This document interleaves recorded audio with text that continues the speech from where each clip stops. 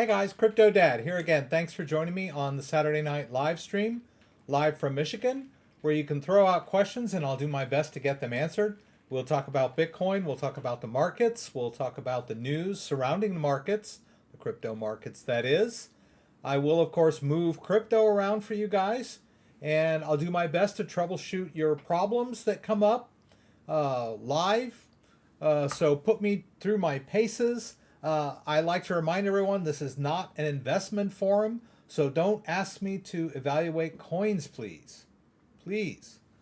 I will ignore you and silence you if you start asking me about coins. So, with that, without much further ado, let's see if this thing works.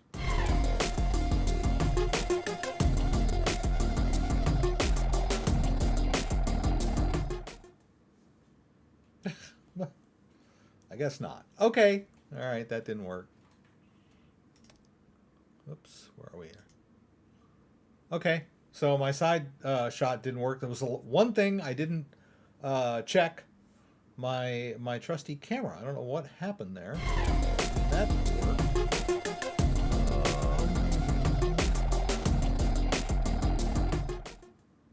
So weird. Okay, let's see if we can. Anyway, all right. All right, so that side camera may not work. Welcome, everyone. Welcome. Thank you for joining me. I was configuring OBS Studio this afternoon, trying to get everything back to normal because I messed around with the cameras a bit. So anyway, we are here now. I want to thank everyone. I'm going to pop out chat. And I wanted to show you guys the rig, doggone it. What the heck? That's like freaking me out. Let me see if I can do this one more time. Just gonna take that off. No, I can't. All right, that's what I want to do. Why is this not showing? Okay, I'm going to remove this camera real quick. And I'm going to add it in again. And let's see, Canon Rebel. Isn't that the one? Ugh, are you kidding me? This camera's not working? This is embarrassing. Okay. Ouch. Well, okay. That's a bummer. Let's see if I can do this. No, it's not going to do it. All right. I give up. Ugh. Wow. Okay. That sucks. All right. Okay. We'll survive. It really bothers me when I spend so much time preparing and then something unexpected happens. Okay, so we're okay. I wanted to show you guys the rig, but it's not going to happen. Okay, so anyway, got the rig repaired finally. That was good. Let's go over here. All right, let's go over here. All right. Ugh, are you serious? I'm getting too old for this. All right. I need a vacation. All right. Okay. So welcome, everybody. We're going to talk about the news. Before we get too much into it, I would like to point out that if you go down into our description below, there are a lot of affiliate links that I would like you to be aware of. We've got the BlockFi link where you can earn interest on your Bitcoin. If you sign up, you can get up to a $200 bonus, sign-up bonus in dollars, not Bitcoin. We've got Crypto.com, of course, my longtime partners. We'll do some Bitcoin moving from Crypto.com tonight. I did get the camera working for the phone, so that should, hopefully that won't be an epic fail. Protect your cryptocurrency with a Ledger Nano X, which is my go-to wallet of choice. There are a lot of hardware wallets out there. I prefer the Ledger Nano X. There's the Trezor, there's Elipal, there's KeepKey. There's quite a few of them out there, but this is the one I tend to like. And I have affiliate links for Ledger and Trezor. And then a great clothing line for hodlers, kind of fashionable. If you like to advertise the fact that you self-custody your savings. And then the Ledger Starter Pack, for those of you who are just getting started, I would recommend that you head over and get that Ledger Starter Pack using my affiliate link. It's pretty cool. It'll give you the Ledger Nano S and a little guide on what crypto is, how it works, and a little $25 voucher to get started buying some crypto. So I would, if you're just getting started, that's a good way to get going. CoinTracker for taxes. It's never too late to file your taxes. Of course, it is always. If it's late, it's late. But you can still file them even after the tax date. I learned that. They charge you a little bit, but they'll still take your money. And if they owe you money, they don't really care whether you file your taxes or not. I think I had one where in my 20s, I went for like 5 years without filing taxes. And they actually owed me, I was working in restaurants. I had money refunds coming back to me. And I just called them and gave them my social number, and they were more than happy to send me all the tax forms for the previous 5 years, and they were very nice about it. So don't be afraid. IRS is there to help you. Coinbase. Check in getting set up with Coinbase if you want a cryptocurrency exchange. We're going to buy some crypto on Coinbase tonight. Kraken, another good exchange, has more coins than Coinbase. Maybe a little more, an experienced user interface. If you need a little more experience to use it, but hey, it's a great platform, and it has stuff you can't get on Coinbase. Binance US, another great platform. It's also good for beginners, and it has coins you can't get on Coinbase too. Brave browser. There's my email if you want to send me an email. There's a link to the Mastering Bitcoin book on GitHub if you want to check that out. There's a Amazon link to buy the book, or that's something else, is it? Yeah, that's the book. It's cool. And then all of the news stories I'm going to talk about. All right, so let's see if I can get myself back on track here. I was really disappointed that the camera did not work. I was really disappointed with that. But hey, things happen. All right. So I noticed Buddy Love was here. Thanks for joining, Buddy. It's great to have you here. Yeah, I'm a noob, all right. That's right. Yeah, you'd think I'd never done this before. It was kind of weird. I have this Canon Rebel camera over here that I use as my secondary camera. I have 3 cameras now. Have had 3 cameras. But that's the one that I use to show you my rig and all that good stuff. And it, for whatever reason, it's just not working tonight. Okay. So thank you, good citizen, for tapping the like button. Crappy vegan. Bullish or bearish? I'm bullish long term, of course. I would rather not see it go down more, but there's a lot of people talking about the market going down further. Whatever. Wait for another dip. Hey, buy on dips. That's what I like to do. I have not staked on Matic yet. No. So I should do that. I should do a video on that. I've done some video. The last video I did this week was on storing, was it Polygon? Solana.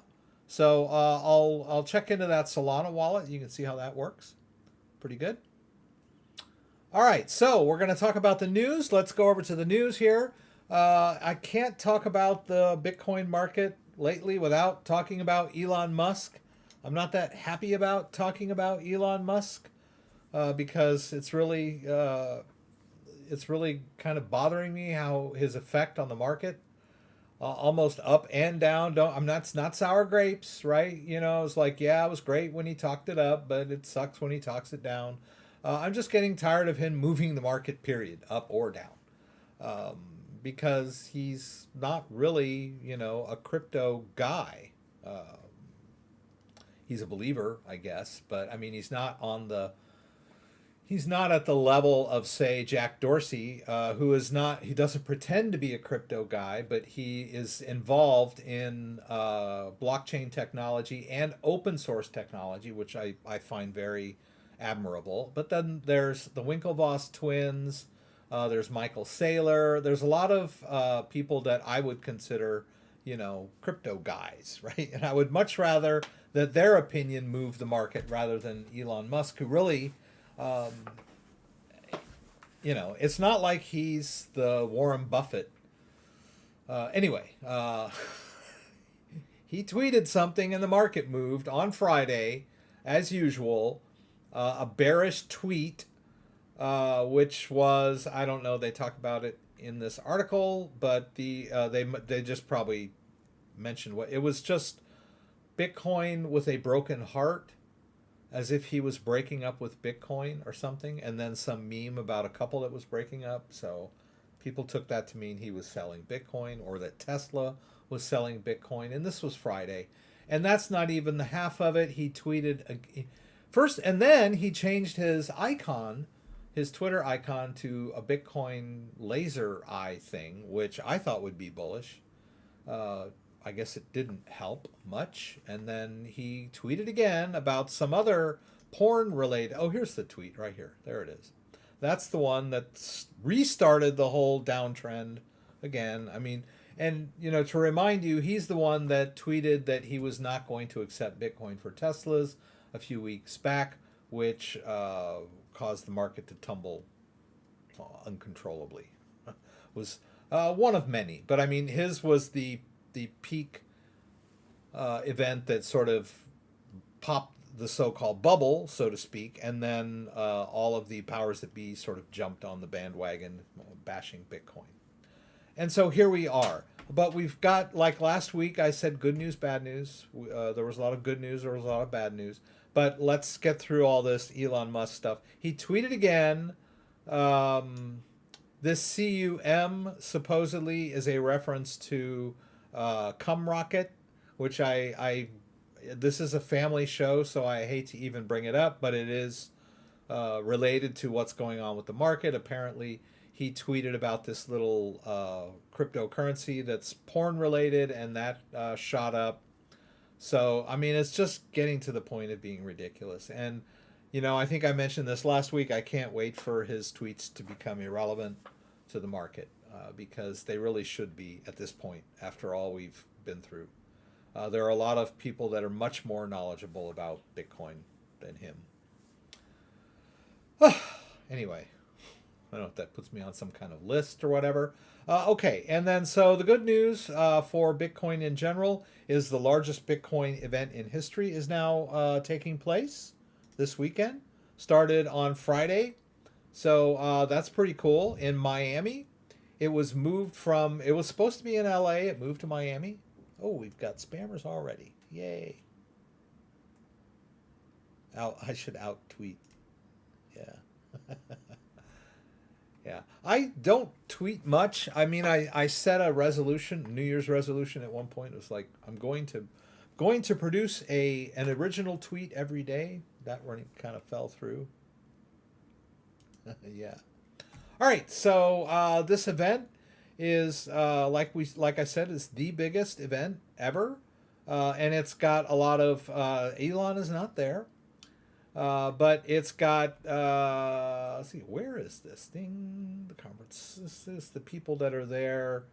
Here we are. Notable speakers. The mayor of Miami, who is a Bitcoin advocate, wants Miami to be the capital of Bitcoin, or, synonymous with Bitcoin.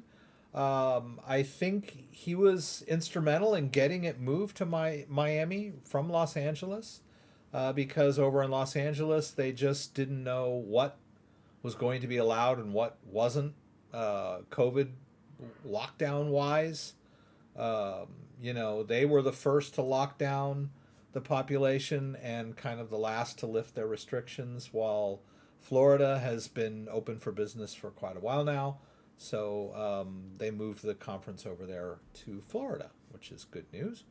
And so Jack Dorsey spoke. We had some U.S. senators, which I'll talk about in a little bit.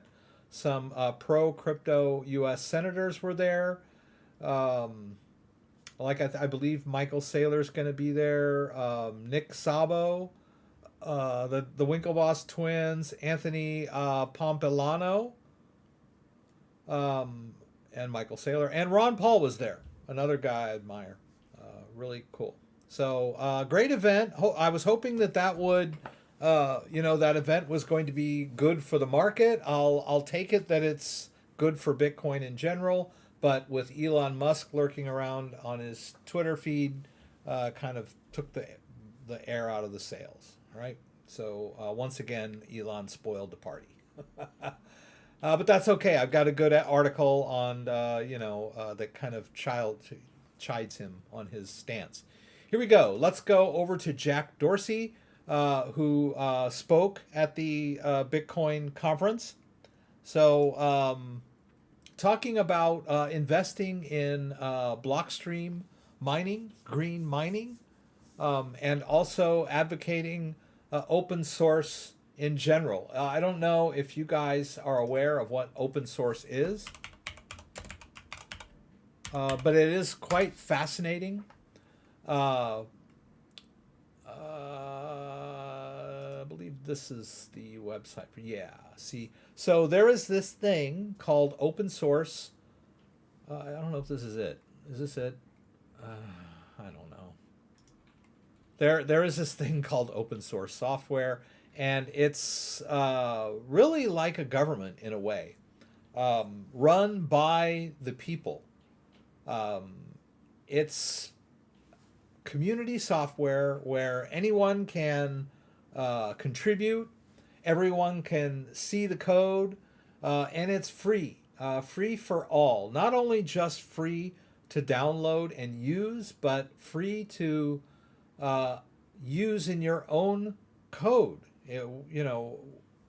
Reasonably. There are some rules and guides and everything. But in other words, I can download open source software and then tweak it and use it for something else for free, right? That's real free, right? You cannot do that with Microsoft code, right?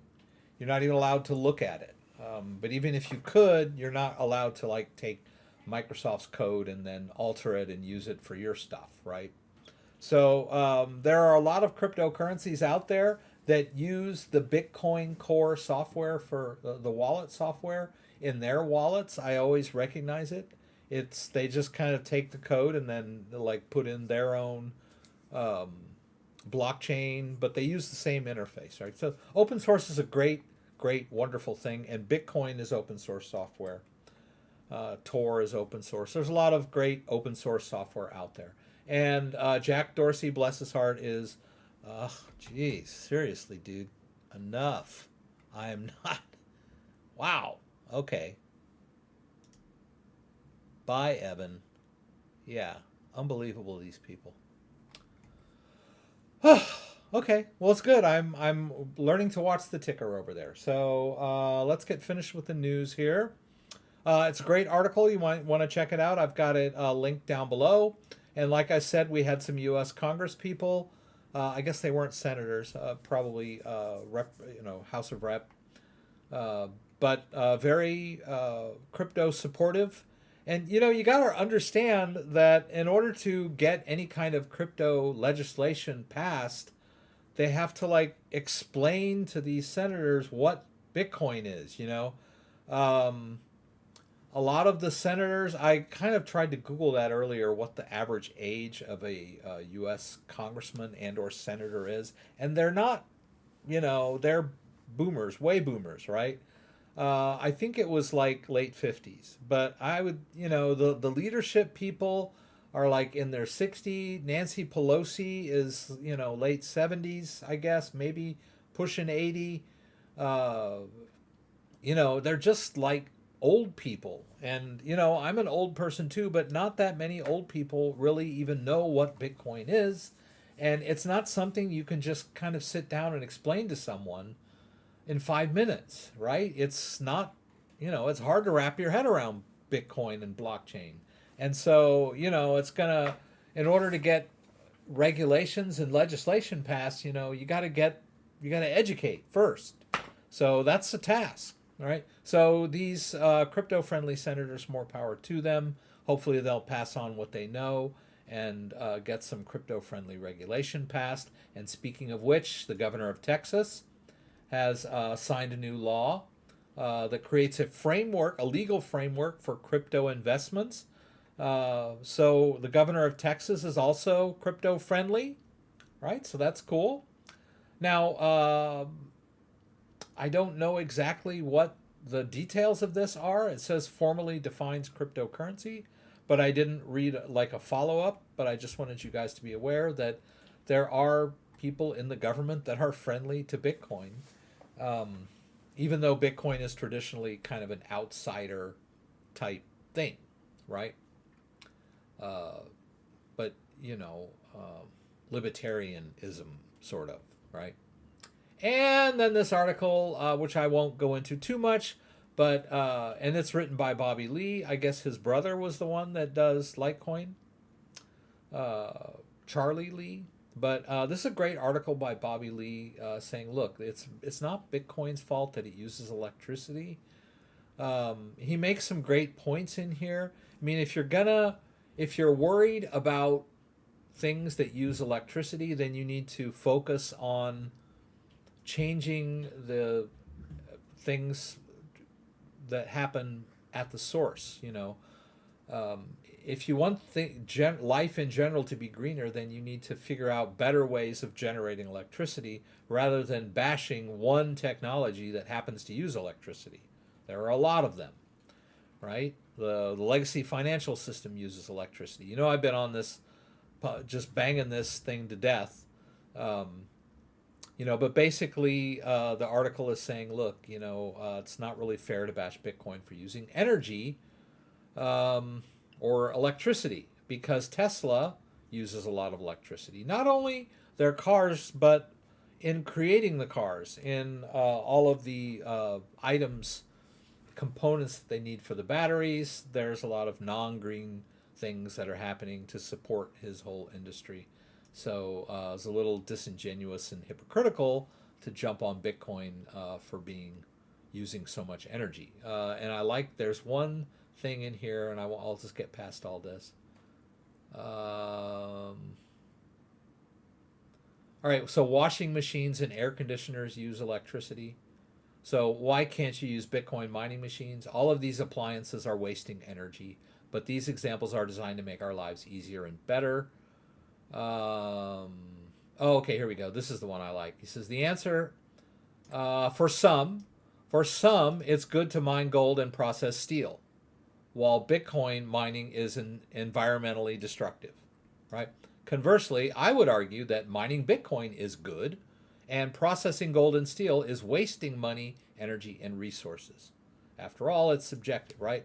So there are a lot of things out there that use electricity, and you know, to just bash a technology because it uses electricity does not mean that, you know, it's not, Bitcoin is not destroying the environment. The badly generated electricity, good Lord, dude, enough with this crap. God. Bye. Jeez. Pumpers, dumpers, scammers, spammers. You know, these people with their, they've learned how to cut and paste, you know. I learned that back in like 87, by the way, how to cut and paste. I thought it was really cool back then. I was like, wow, I can like take a sentence, copy it into my clipboard, and then paste it into a document, and then just keep doing that over and over again. Wow. 1987. Here it is, 2012, and we've got some... What is it? Is it 2012 or 2020? It's 2021, and we've still got some 12-year-olds that are learning how to cut and paste. Okay. All right, so we're done with the news. Yay. All right. So once again, thanks for joining me, everybody. I've already talked about what's down below in the description, so I will I'll leave that up to you guys to check that. I'd like to thank everybody for using all of my affiliate links. Helps support me and the channel. Okay, let's see if I can show you this damn rig. I would love to do this. I would just love it. All right, can I do that? There it is. Hey, looks like I used this camera. Okay, there it is over there, humming away. And I put it together the day before yesterday, and it's been doing great. Really happy with it. Let's get this straight here. How's this get that? Okay. I don't know what happened to that Canon camera, which is going to be a problem here in a minute. But we'll see. Okay, so we've got this. I think I got this working. All right. So I just wanted to point out what you need. This is your the number one. Ooh, look, it's green. This is the number one tool you need for working on a machine, right? A computer. All right. So basically, what I had to do was it kept shutting down unexpectedly, and I suspected the motherboard, and I had already been through one motherboard. So, and this is the one I was using, which is, by the way, the most expensive motherboard you can buy from Asus for the high-end Threadripper machine. And I was pretty disappointed that the chipset kept overheating, even though I was not overclocking it. And I found people saying, oh, it's, RMA the motherboard. I'm like, I don't want to RMA the motherboard. I already had a problem with it once. Got it replaced, and now I'm like having trouble with it again. It was basically unusable. It just kept shutting down like randomly. And I got some software that showed me that there was one component that was like running at 80 degrees while everything else was like around 45, 50 degrees. Was on the chipset, and the fan on the chipset was running. Anyway, I bought a MSI Creator TRX40 Creator motherboard and swap them out, right? So I had to break down the machine. So you got your Phillips. A flathead comes in handy, all right, for certain tasks. Then of course you're going to need the jewel set, right? Notice that's not going to, the small screwdrivers, the small flathead, and the small Phillips for your M2 drives. It's nice to have like a small, long, magnetic Phillips head. And then, of course, you need this guy. This is what you use to take the chip out, the CPU. It's a kind of a torque screw. And then, of course, a nice sharp knife always helps.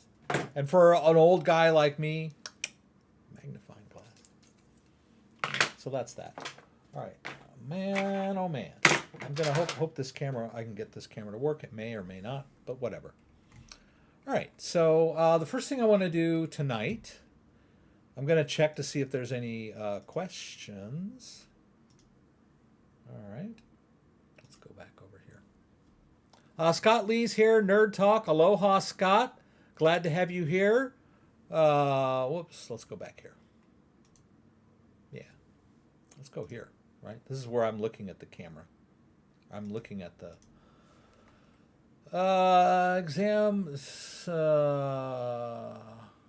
PSU if it keeps shutting down. Oh, by the way, buddy, it's interesting that you brought that up.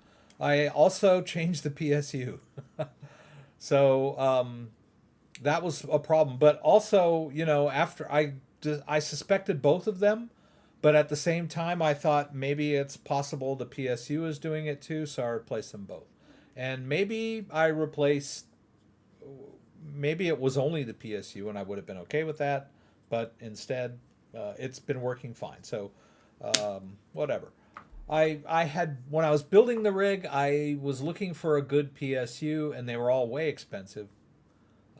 Everything's selling for like 3 times retail. But I ended up getting a factory refurbished AX1200i. And this time when I went looking for a PSU, I found the AX1600i. Good Lord. God. Man. I think I hit the wrong person. Did I? What did I do here? Okay, there. Ooh, yeah, I got him. Yeah, I got the power supply unit. So yeah, I got the most expensive power supply known to man, the best, the AX1600i. So maybe it was overkill, but I was just like done with that whole shutting down thing. Anyway, it's working great now. God, there's so many spammers. This cum rocket thing. I'm sorry I even brought it up at this point. Yeah, and then someone else is on here shilling coins. Okay. Shill away somewhere else. Actually, I think I talked to Dan, met Dan in person because he's around here, and I gave him moderator privileges. 16,000 watts, yeah? I don't know where the box is. Hard to get to it. Oh. AX 1600i. Yeah, that's it. That's it. Of course, it was a lot more than 559. It was closer to 900. Just how things go these days. Interesting thing, the problem was that it came with this. And I was like, just livid. I was like, what is the deal? Why would the best power supply in the world come with this thing? Like a two-prong plug with this weirdo grounding cable. And I was just like, but the answer was staring me in the face when I took a picture of it and Googled it. It's Japanese, right? So what happened was I bought it was a Corsair power supply, but it came with the Japanese power cable. And so, but not to worry, I've ordered the American version of the cable, right? That has this connector and the three prong. And then the last thing I needed was a right angle USB 3 connector because the motherboard was oriented. The USB 3 connectors were being blocked by the fan. I've got some fans over there, so get these right angles, then I'll be able to button this guy up. All right, so let's just jump in, and I'm sure the people that are watching this are like, what is he talking about, for Pete's sake? All right, so the first thing I'll do is move some Bitcoin. Yeah, let's do that first. So we've got our trusty Crypto.com app. And we've got some Bitcoin in it. Okay. There's some measurement proofs later. I'll do this later. All right, so we got, this is the Crypto.com app, which is a great app for buying, trading, selling, transferring, depositing cryptocurrency. It's an iOS-based app for your phone. Yeah, it's an iOS-based app for your managing your cryptocurrency, right? They do have a web-based cryptocurrency exchange that's not available in the U.S., right? So the U.S. users, we use the app, right? Come on, Rex, what are you doing here? Okay. Oh, I see what I'm trying to do. Okay. Just keep an eye out for spammers over there. Okay, so we've got some Bitcoin on here already, which we're going to transfer over to Bitcoin address, right? So when you buy Bitcoin on an exchange, they are holding it for you, right? It is really not your Bitcoin until you transfer it into your own wallet and take full custody of it, right? That is the big difference with Bitcoin as opposed to dollars, right? Dollars, you might be a cash-oriented person, right, that carries money around in their wallet and uses that for most purchases, whatever it is. But in today's society, there's a lot of things that you wouldn't pay cash for. I'm the type of person that carries my ATM card with me pretty much everywhere and uses that for most of my purchases. That money is custodial, right? The bank, it's in the bank. I trust the bank to give me access to it when I need it. But technically, it's not my money until I actually request it from the bank, right? The bank just kind of gives me an IOU. They don't put it in a box with my name on it back behind the teller, right? It's not like Rex's money. I put my money in the bank, it becomes the bank's money. And they give me this, well, we owe Rex some money. If he asks us, we'll give it to him, kind of a thing. I may not get it if I ask it from it. The money might get seized by the IRS. The money might You know, the bank could, well, the banks really aren't going to get hacked, you know, and the banks could get robbed, but they'll still give me my money because they're insured and all that. But anyway, we won't go into it. But what we're going to do is we're going to move our Bitcoin into our own wallet, right? And as I mentioned earlier, I like the Ledger Nano X. So I'm going to launch Ledger Live, and I'm going to show you how to transfer your Bitcoin from your cryptocurrency exchange to your own wallet. Until I get any other questions about anything else that you guys might want to talk about. I'm going to use, so as you notice here, I've got several accounts in my Ledger Live. And I'll just briefly mention that a lot of people ask me about Ledger Live, and they say things like, can I have 2 copies of Ledger Live on one computer? And the answer is no, not in one copy of Windows, but you can create multiple Windows accounts.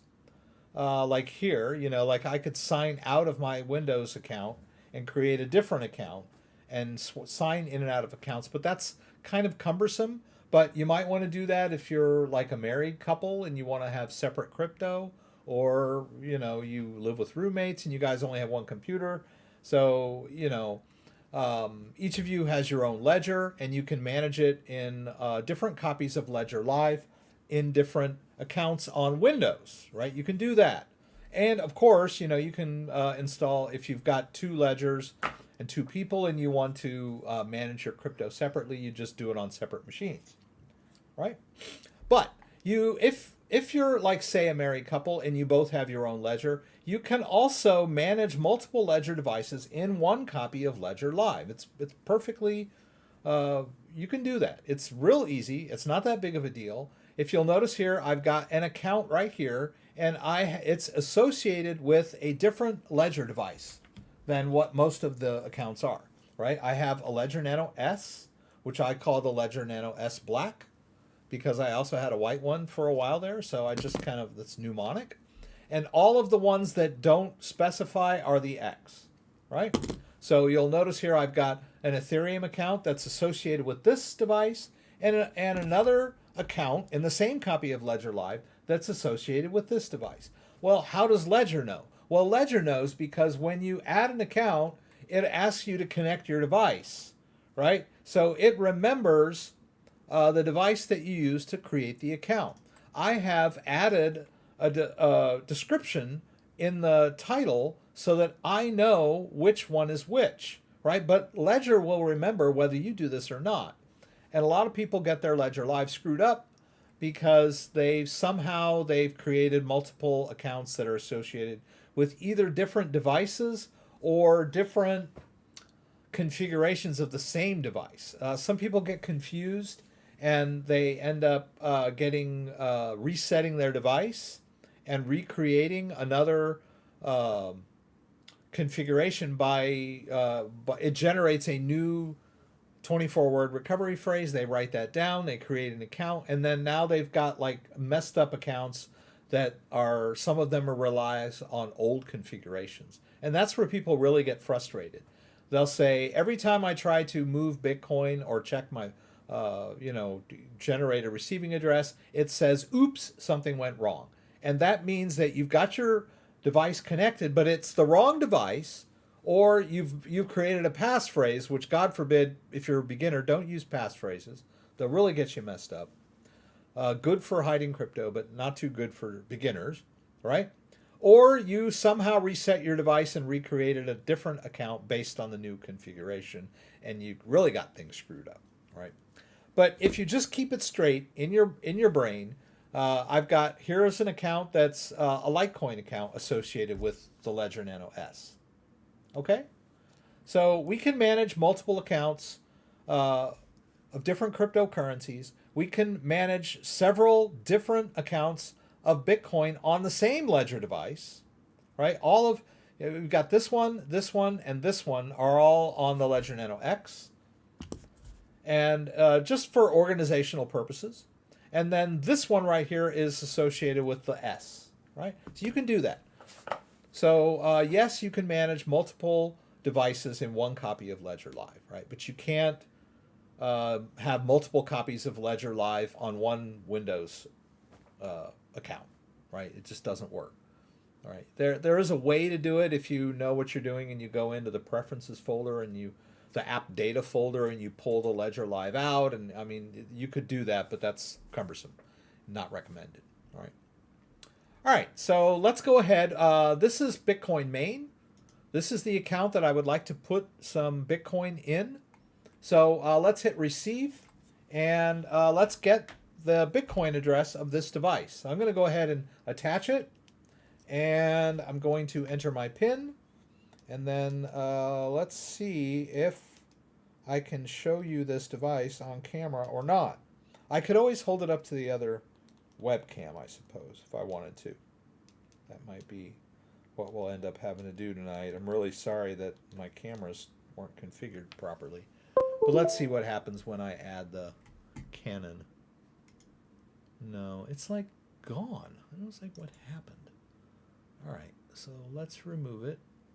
Let's remove the Canon Rebel, and let's see if I can add it. Like, it's just really weird that I can't. All right, let's try that. Let's just try new device, and I'll try the Game Capture HD. It's just not okay. Hey, there it is. Okay. Ugh. All right. Well, now you can see the rig, right? There it is. All right, but what we're going to do with this is we're going to do this thing right here. We're going to go back up here. We're going to come in this way, and let's come down. Let's go back over here. And what I want to do is I want to get really in here tight. You're kidding me. Okay. Oof. Okay. All right. The computer is too far away.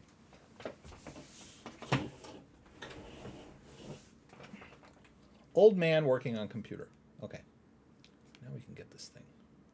There we go. Ooh, that's nice. It's actually too nice, right? I need some more.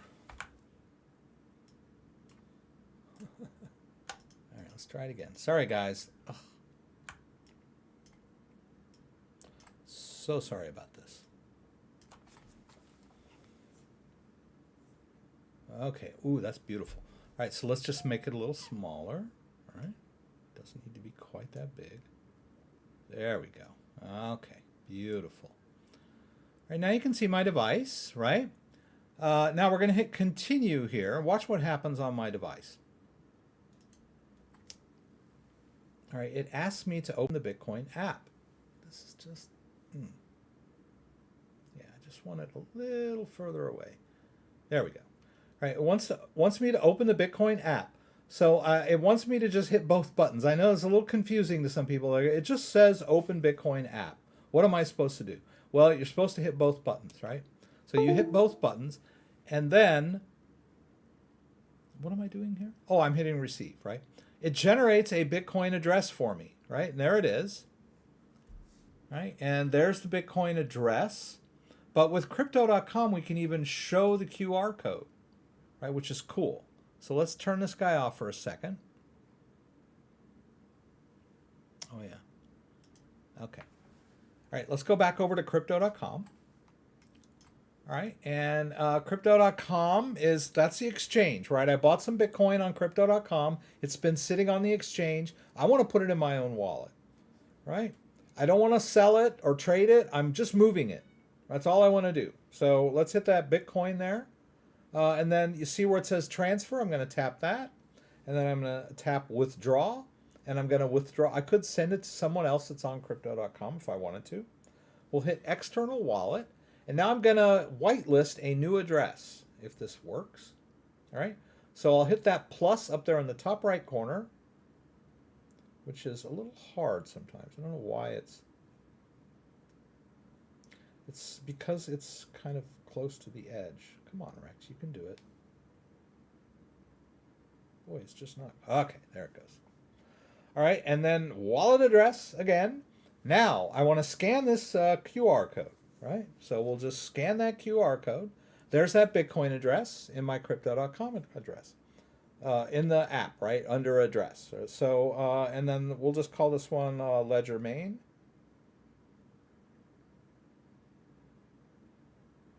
All right. Well, I'll just put 2 on there. I don't know. There's probably one in there already. We'll hit continue. All right. Now I need my 2-factor authentication, which is in Google Authenticator. All right. I'm just going to tap that code. It copies into my clipboard on my phone. I'm going to tap, paste, continue. That is to whitelist the address, right? So now they're going to send me an email. Don't click that link because it probably won't launch the right email app for you, right? Just let the email come in, right? Then I tap on the alert that the email has arrived, and then I hit confirm withdrawal address. I'll go ahead and let it open Chrome, and the cat just jumped on me and couldn't get a hold, so slid off with the claws in my leg. Happens sometimes. Kitty! All right. Okay. Let's. I backed out a little bit to get that new one in there. Sometimes it just doesn't show up sometimes. And there it is. Now let's hit withdraw BTC. I can edit the amount that I want to withdraw, but I'm just going to withdraw the max. So I'm just going to tap that, and then I'll tap withdraw. Now, how much is this costing me?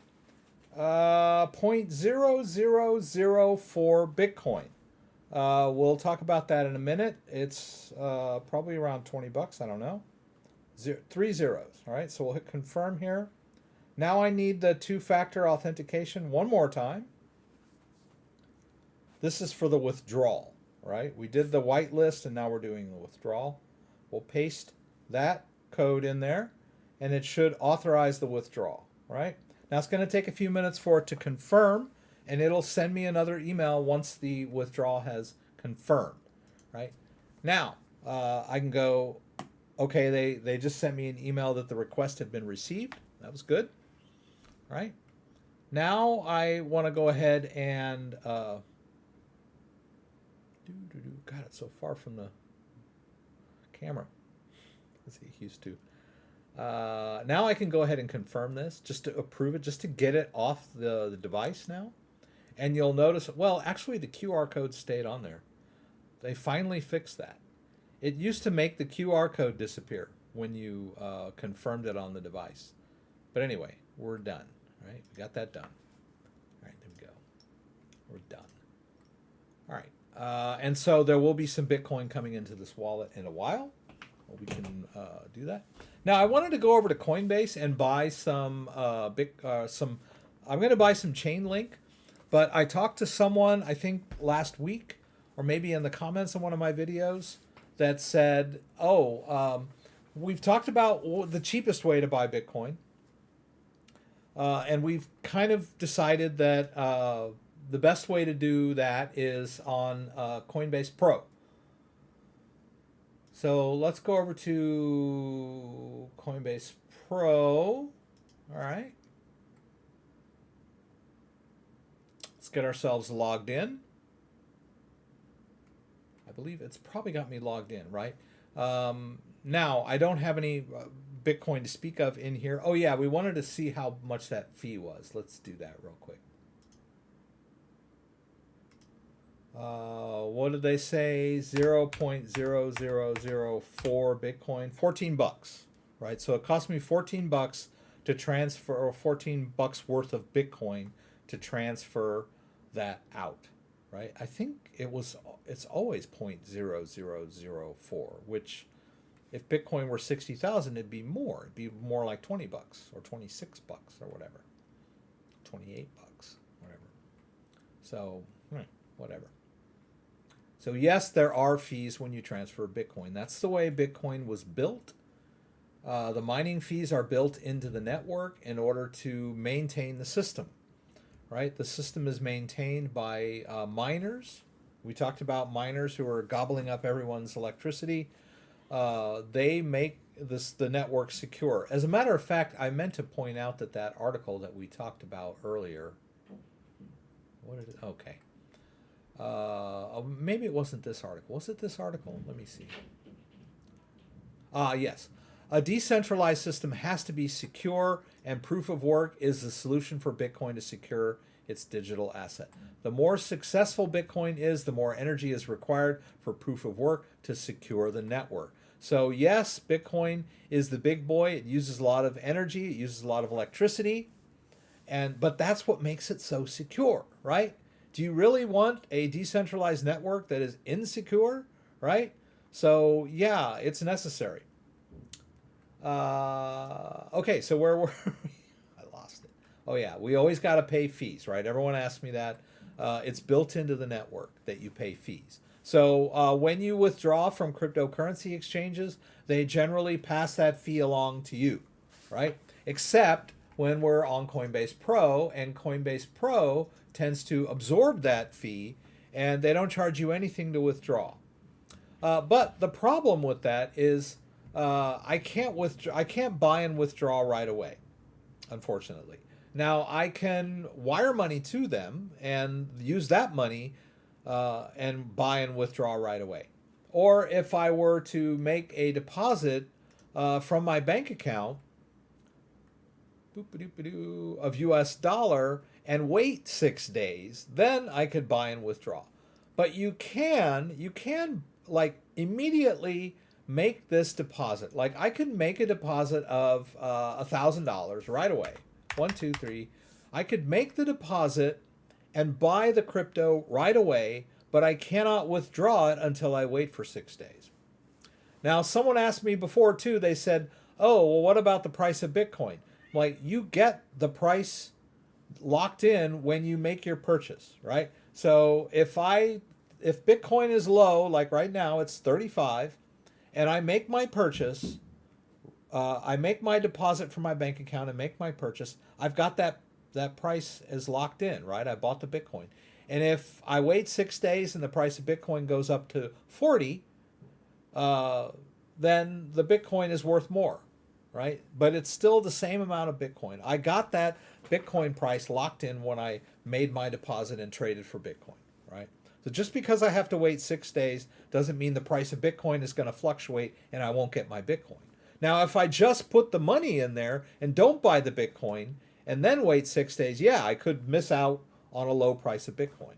So yes, but if you deposit and buy, boom, you've got that price locked in. And then you just have to wait to withdraw. But we don't want to wait to withdraw.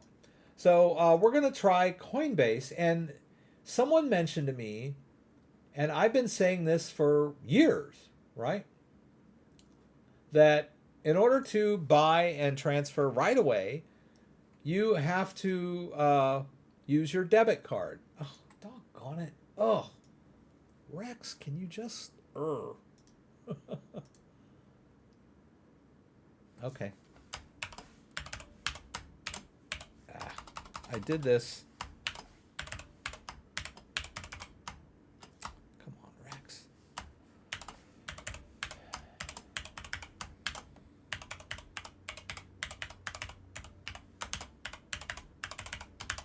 Okay. Okay. All right, let's try this again.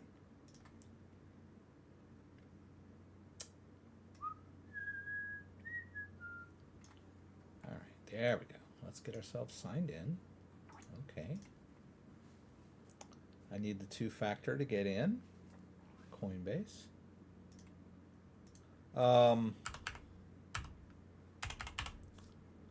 I would have needed this if I were to... It looked like I was logged into Coinbase Pro, but if I were to try to make a withdrawal, they would have asked me for the two-factor authentication. All right, so what I've been saying to people is that if I want to... we're going to do Chainlink, right? If I want to buy Chainlink and I want to withdraw it right away, then I need to use my debit card. And if we do the debit card option... and we switch it over to Chainlink. Do they have Chainlink? Please tell me they have Chainlink. Yes. Does it go back to the... okay, so it looks like we're still on the... okay, all right. Doggone it, come on. Wow. Okay. All right, so if we buy $100 worth of Chainlink, one-time purchase, right? It's going to cost me $3.99. Now, but we'll be able to withdraw it right away. But someone mentioned to me, they said, well, you know what? I used my bank account and I was able to withdraw it right away. So we'll just test that, right? Let's go ahead and test that theory, right? So we'll use the bank account, right? Is that the bank account, right? Yeah, we'll use the bank account and we'll buy $100 worth of chain link. And let's see if, okay, we're still paying the $3. And I'm assuming we'll still get the fee, the withdrawal fee. But you know what? Let's go ahead and buy it. Let's do that. Let's just buy it. All right. So we bought some big. How much was it? $3, right? $2.99. Okay. All right. Your available balance. Okay. So it says that that it's available. Okay. So that's good. So maybe they're right. Maybe I can withdraw it. Now, but let's do this. Let's say, well, let's do send receive. Now we need, where are we going to send this, right? We're going to put it in our Ethereum wallet over here. And, oh, notice there's no chain link in here, right? Now, I could do this add token thing if I wanted to, but they're all the same Ethereum wallet. So we can just hit receive here and generate the Ethereum address, right? I do have the device connected, so let's let it do that. Let's be formal tonight. You can skip that part if you want. But okay, it wants me to open the Ethereum app, so let's do that. All right, and it's going to generate the Ethereum address of this wallet, right? This is just kind of a fail-safe, right? There it is. Ends in 72445. That's cool. Let's copy this into our clipboard. Let's just leave this up. Actually, I like to leave it up. Let's turn this camera off. Just so we can double check ourselves. All right. So that is the Ethereum address. Now, if I send Chainlink in there, it will magically appear in the list of ERC20 tokens. That's how ERC20 tokens work. So let's go back over to Coinbase and let's paste in that address. And let's hit send all, our, almost $100 worth. Let's hit continue. Now notice here, it's going to charge us, whoa. What is it going to charge us, right? Let's find out.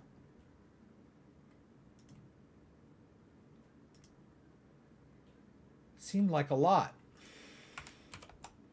Oh. Okay, so it's only $1 something, right? It's not bad, $1.20, all right? But let's see if we can get that down any further, right? Instead of doing it this way, let's deposit it in our Coinbase Pro account. We can do that.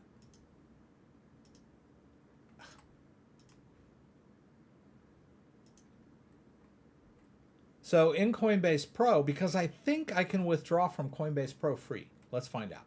So first of all, I'm going to hit deposit. But instead of depositing US dollars from my bank account, I'm going to deposit that chain link, wherever it is. All right? Not from another wallet, but from my Coinbase account. So let's hit Coinbase. And let's do max, right? Because there's available link in there. Let's hit deposit. There's no fee to transfer from Coinbase to Coinbase Pro. All right, so we still haven't paid a withdrawal fee yet. Done. Right, now let's withdraw Chainlink, all of it, to a crypto address. Now we're going to enter that address of, oops, not that address. See, it's a good thing I left this up. All right, so we're going to copy this address into our clipboard. Let's go back over and paste that address in. I'll say use this address. It's a valid chain address. It knows that. Let's hit max.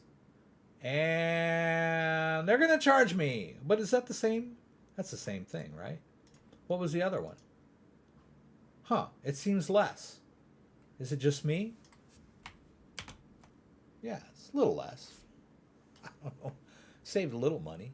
Not much, but I did save some, like 25 cents, 20 cents. All right, let's get this over so we can move on with our lives, right? Let's hit withdrawal. Let's put in our two-factor authentication for Coinbase. I'm going to let it cycle to the next one. 371002, withdraw. All right, so, you know, I'm not one that, I don't really care that much about fees. I know they exist. I'm willing to live with them. But a lot of people are very concerned about the fees, right? They want to know, how much is this going to cost me? In the long run, if your crypto goes up and you know, like you 5 times your link, you're not going to worry that much about that, you know, that $1, $3, $4, $5, $10 fee that you paid when you put it in your wallet, right? Because it's going to be worth a lot more someday. That's my thinking in the long run. All right, so basically we'll just, I'll go ahead and close this. All right, I'll just go over here to approve and hit both buttons, get that done. All right, so we got some crypto on the way, right? So we got some Bitcoin on the way and we've got some Chainlink on the way. Let's see. Okay, so there will be some Chainlink show. Oh, there it is. All right, that came fast, right? Says it's worth a little less, but don't freak out because they're just basing that on whatever they're querying the current price of Chainlink. So even though it said on Coinbase that I was like $96 worth of Chainlink, it's the same amount of Chainlink, 3.5888. There was a little bit that came out, right? So that was good. What are we doing over here with the Bitcoin? The Bitcoin might take longer. Yeah. Bitcoin, for some reason, Bitcoin seems to take a bit longer. I will get an alert from my Crypto.com account when the withdrawal has been confirmed, and then we can come back over here and look. Right, so let's see what else I was going to do. The dog is up there running around like a crazy person. Okay. Only save 15, not really worth it. Yeah, not really. I don't know that a larger amount would have been worth it, but a lot of people, when they see me withdrawing from Coinbase, they say, you know, it's you're paying a lot of fees for that. And we did pay fees when we bought on Coinbase. We would not have paid any fees if we had simply bought it on Coinbase Pro, because when you deposit your dollars and then you trade, there are some fees, but it's not like it is over on Coinbase, right? You get trading fees, but they're not as high as the merchant fees you get when you buy outright on Coinbase. So correct me if I'm wrong, whatever. I guess it did. I believe they did used to let you withdraw for free. They did absorb withdrawal fees. I believe they did. But with Ethereum fees being so high, it probably was not working for them. So they had to work that in. Okay, let's go back over here. Oops. All right, so let me catch up with you guys. Hopefully no one was in there spamming while I was babbling on. Okay, actually just hit the 3 dots and block them. I do it and they're gone. And if we do it, it won't show up. Oh, you can block spammers from your side. Yeah, that's great. Oh, was there somebody else doing this? Again? The same guy?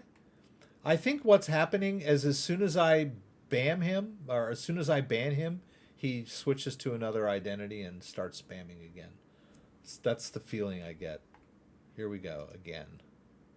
Wow, it's weird that they decided to start spamming just after I was done. YouTube touts are going to jail. The only people going to jail are, well, we won't even talk about that. Let's hope somebody goes to jail, right? I'm not going to talk about any of this stuff, right? We don't want to get banned on Bitcoin. I am here to talk about how to use cryptocurrencies, right? I didn't know that there was a mod that I could use to block people in my live stream. I would love to. I should probably look into that because it's a real pain to block spammers on my YouTube channel in general. Oh man, I forgot to tell you guys that next week, well, it may not be next week, that I applied for my silver award and I will receive it. Let's see, find that email. I guess I'm going to have to look through all my emails. It's just kind of sucky. I'll just do it over here so you guys don't see it.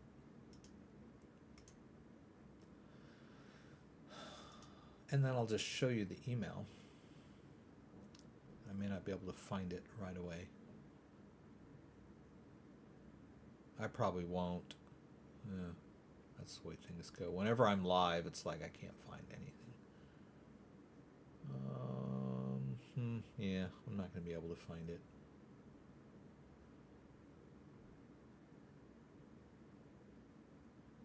Huh, nah, it's not going to happen. Anyway, YouTube is going to send me my, it's like a little plaque or whatever. And it won't help to search for YouTube.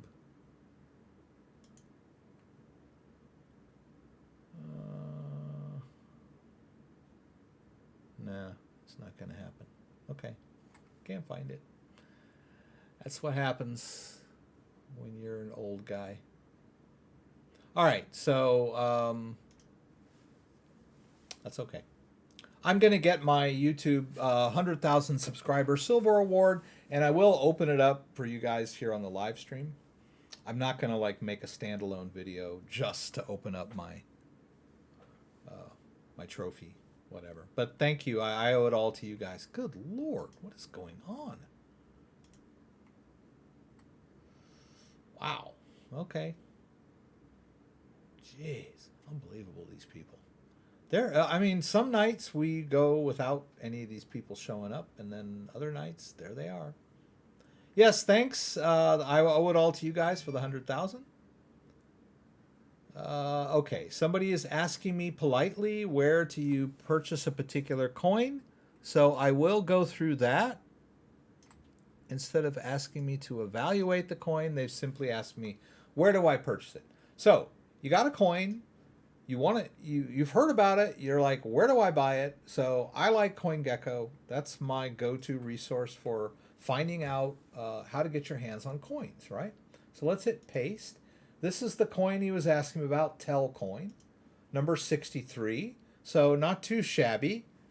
Okay, they've had an updated contract address. It looks like, well, it looks to me like it's an Ethereum-based token, right? It's an ERC20 token. So, but where do I buy it, right? We can store it just like we did the Chainlink. We can store the Chainlink, which is an ERC20 token, inside an Ethereum wallet, right? So, oh, there's that Bitcoin, by the way. The Bitcoin that came from Crypto.com. I haven't got the alert yet from Crypto.com, but the Bitcoin has shown up in my wallet. Less a little bit. There was that fee, and then for whatever reason, the current price of Bitcoin it seems like it's always a little bit lower in Ledger Live, and people freak out. They go, what happened to my Bitcoin? Nothing really happened to the Bitcoin. The price that they're showing, the current dollar value of the Bitcoin, might not match what the exact same amount of Bitcoin shows as dollar value, say on Coinbase or Binance US or Crypto.com, right? Every exchange, every platform has a different way of determining the current price, right? They might be like CoinGecko is probably looking at a basket of exchanges and giving you some sort of average price, right? So, but don't worry too much what they say or whoever says the dollar value of your Bitcoin is, as long as you can see, remember it was 0.03 Bitcoin and we lost a little bit when we withdrew it, right? That was the price we had to pay to withdraw it, right? But the dollar value is really not that important. I mean, it is, but the current price of Bitcoin is going to be the current price of Bitcoin on whatever exchange you use, right? That's the main thing. All right, so Telcoin, right? How do we buy Telcoin? Well, so just scroll down here a little bit. You can look at what it is, where it started, where it's been, chart-wise, right? You know, daily, weekly, monthly. But then over here at this tab, little markets, okay, this is where you can buy it. Now, notice you can't buy it on Coinbase, right? These two are just like ads. That doesn't really mean you can buy it on there. They're just kind of bubbled to the top, but I don't even see it listed there, right? So KuCoin, QuickSwap, Balancer, Uniswap, right? You can buy just about any ERC20 token on Uniswap, but your trading fees are going to be pretty high on Uniswap. And then hit BTC, Bitrue, Bilax. None of these are like here. That these scores here are how trusted they are, right? So you definitely want to stick with the green, right? And the trading pairs, the flexibility. So there's three different trading pairs on KuCoin. So I would recommend KuCoin, right? So, well, okay, so I know I want this token. They're telling me that I can buy it on KuCoin. So now what do I do? Well, what you need to do is open a KuCoin account. Go over to KuCoin.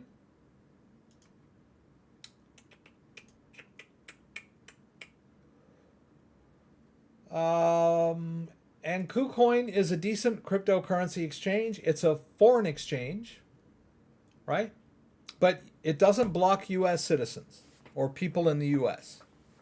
So if you have an IP address in the U.S., you can sign up for a KuCoin account. Easy peasy. All you need is a username and a phone number. Oh, I don't remember the phone number before. Oh, no. You can just do it with an email, right? You don't need to give them your phone number. So, I mean, you don't have to give them KYC, right? You don't have to show them your passport or your driver's license or anything. You can sign up for an account.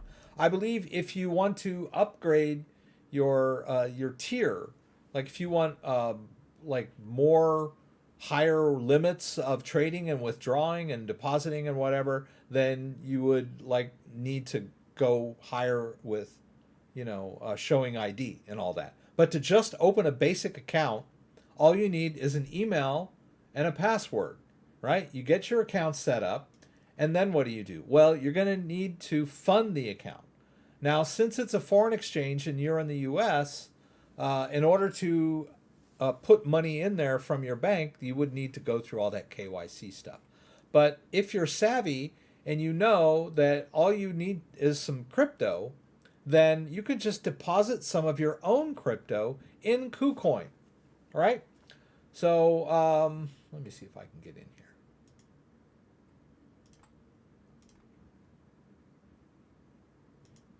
I am not a robot. And wouldn't a robot be able to do that? I mean, any robot worth his salt can click a box. All right, so here we go. 2FA code for KuCoin. Okay. Whoops.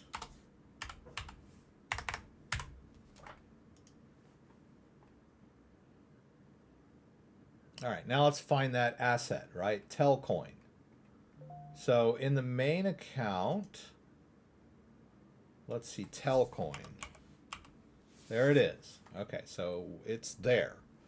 So we can buy it on KuCoin. Well, how in the heck are we going to buy it, right? If we can't connect our bank account. Well, we could figure out how to connect our bank account, of course. We could do that. Or we could simply deposit some crypto that we already own, like Bitcoin. Right? I could deposit some of my Bitcoin in there. And after I've deposited the Bitcoin, I could trade the Bitcoin for Telcoin. Notice here they have 3 trading pairs. Got US dollar, I'm sorry, Tether, got US Tether, we got Ethereum, and we've got a BTC trading pair. So my Bitcoin would have worked just fine. Deposit the Bitcoin in KuCoin, transfer it from the main account over into the trading account, trade for that, whatever that coin was, and then withdraw it back to our own wallet, right? That's what I do on an exchange like this, depending on the amount. Let's say you're just real careful and you're like, okay, I'm only going to do $100 worth of Bitcoin. I'll deposit it. I'll trade it for my Telcoin. I'll withdraw the Telcoin back to my own Ethereum wallet. And then once I've done that and I trust the exchange, right, then maybe I'll try a higher amount, like 1,000. Right? I'll take $1,000 worth of Bitcoin, put it in there, trade for Telcoin, withdraw it back to my own wallet. I generally do not like to leave my crypto on an exchange, like a foreign exchange. If you notice, there was some, there's some coin that I left in there because I couldn't find a reliable wallet for it. So I do have some Sol in there because there might be, but it was complicated, right? To create a Sol wallet. I tried doing it and I wasn't real happy with the wallet. It didn't work right. It was a little buggy. So I said, I'll just leave it on the exchange. But generally I don't, right? Like I don't have anything that I buy on here. I generally withdraw right away, right? Deposit, trade, withdraw, right? That's what you do. Oh my God. I forgot to check for any spammers. Oh my God. What is it with these people? I really don't know what to do. He just like creates new accounts and he's really spoiling it for everybody else. My God, why? Why would you do that? Jesus. Wow. Unbelievable. No moderators. No, I don't have any moderators, right? It's 4 years of work and no, I don't have any moderators. I mean, I'm doing a pretty decent job myself. I don't know what it is. This guy's like just going crazy. We don't usually have this problem. So I apologize for these other people's bad behavior. My bad. Okay. Anyway, so there you go. Now, there were some other wallets that we talked about. Actually, why don't we do this? Let's go ahead and put some BTC in there. Just for the heck of it. Okay, here's our the address of our KuCoin account. Let's copy that into our clipboard. Let's go back over here. We got some Bitcoin, right? So let's just do a send. And that's the address of our KuCoin account. Let's hit continue here. Now we can finagle this, right? Let's do 200. Whoops. Oh, it hasn't confirmed totally yet. We're still waiting for it to be totally confirmed before I can actually move it somewhere else. It's another feature of the blockchain, right? It's a feature, not a bug. So we have to wait for that. Maybe we'll do that in a bit. But I was going to show you some other wallets that I've been working on. Oh, I did want to cover this. Someone had was talking to me about this earlier. If you go to MetaMask and you log in,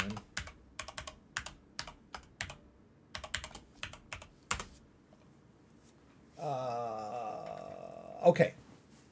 So I'm using the default MetaMask wallet on the Ethereum blockchain, and it's pretty much an empty wallet here, right? Now when I first logged into it, they gave me an alert saying, okay, we've upgraded the way hardware wallets work. Now, if you're using a Ledger, you need to connect to Ledger Live. And I'm assuming you need to be in the Ethereum app. But the first thing you need to do is you need to go over to Settings and then go over to Advanced and scroll all the way to the bottom and enable this, right? You need to enable Use Ledger Live. I'm just curious if it's not enabled, do they even allow Connect Hardware Wallet? Boom, plug in Ledger Wallet. So yeah, you are going to need to enable that. I don't know why they don't just make it built in if they're going to show me this. but apparently that's how it's got to work, right? So, but let's go ahead and enable that in the advanced settings, way down at the bottom where no one would ever find it. But to their credit, when I logged into MetaMask, it did tell me this. They said, oh, from now on, you need to go to this advanced setting and enable Ledger Live. Okay, so I've done that. All right. So let's do that. Let's go connect hardware wallet. Now, I am in Ledger. I'm already in the Ethereum app at the moment. All right, so let me just drive that point home. Whoops. All right, there's the Ethereum app. Right, I'm going to hit both buttons. Most of the third-party wallets, like, they're not going to warn you that you need to be in it like Ledger Live does. Ledger Live will be like, hey, you need to open your Ethereum app. And it might, actually, because we are connecting it to Ledger Live. But, so let's go ahead and do that. Let's hit connect hardware wallet. Let's choose Ledger and then continue. And at this point, and then I say, okay, I'm going to allow the browser to open Ledger Live, and there it is. Now it wants me to open this web socket. I'll hit open. Now the only thing I'm not that crazy about this thing is I can't use Ledger Live at this point. I'm like blocked out of using Ledger Live unless I disconnect, right? I've you know, everything is going to happen through. Come on, baby. Oh, there we go. Ah, all right. Now, interestingly enough, right, it's showing balances, right? This one up here with 8 ETH, I had hidden, right? It wasn't showing up in my Ledger Live. You guys probably would have noticed that, which is why I usually hide it, right? But it's the Ledger, or MetaMask sees them all. That's okay. But I want to use this one, right? We're going to go ahead and just use this one. Let's hit unlock. All right, and there it is. So there's that link, right? It's the same wallet that we were using over in Ledger Live, but we have control of it through MetaMask now, which is, you know, some people might want to use Uniswap this way, right? Now, I'm going to say something.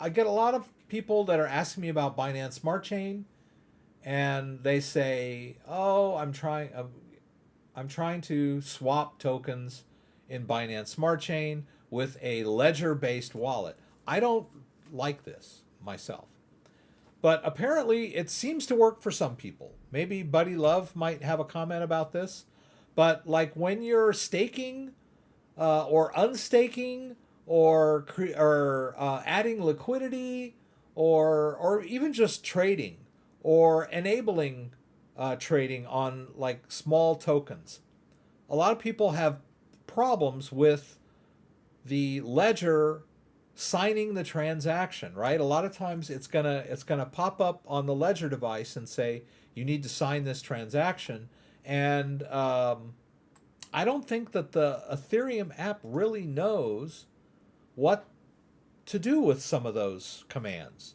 and they fail. That's why I don't like to use a ledger-based app when I'm using Binance Smart Chain. I have standalone wallets that I use, like this one, for trading on PancakeSwap or BunnySwap or BakerySwap or whatever. I don't like to use my ledger-based accounts to do that. Some of you maybe say, well, I don't feel safe unless I'm using my ledger, and it seems to work most of the time. But for me, I'm not that crazy about it. Right. But those are the steps that you need to go through now to connect a Ledger hardware wallet with an Ethereum wallet with tokens for you to play around on DeFi sites, right? But I would not recommend using the Ledger-based MetaMask wallet for Binance Smart Chain stuff. But some of you might be able to do that, right? Anyway. Good. It's so quiet down here. My kids must have gone upstairs. All right. Okay. So someone gave me a nice tip. Mr. Barney gave me a tip. If you have a question, Barney, please ask it.